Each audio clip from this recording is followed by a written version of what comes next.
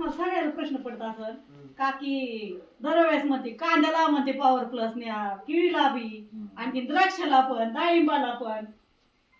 हे तर प्रश्न पडतो ऊसाला पण, बटाट्याला पण, टमाटरला बी, वांग्याला बी. हे असं का एक औषध एवढ्यावर कसं काय चालू शकतं असा प्रश्न पडतो ना तुम्हाला. प्रत्येक पिकाला मुळी असते हे मान्य आहे तुम्हाला. मग पॉवर प्लस कशावर काम करतंय? मुळीवर.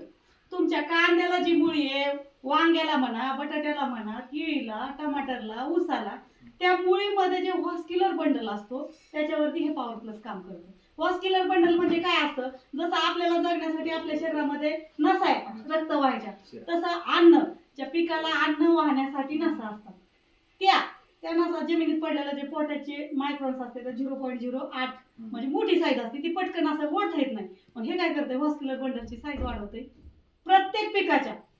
त्याच्यामुळं मग ते पोटॅशचे कण जे नैसर्गिक किंवा तुम्ही कृत्रिमरित्या बी वरून रासायनिक टाकतात ते फास्ट ओढते. ओढलं की आपोआप नैसर्गिक पद्धतीने त्याची साईज वाढते. मग आलं लक्षात तुमच्या आता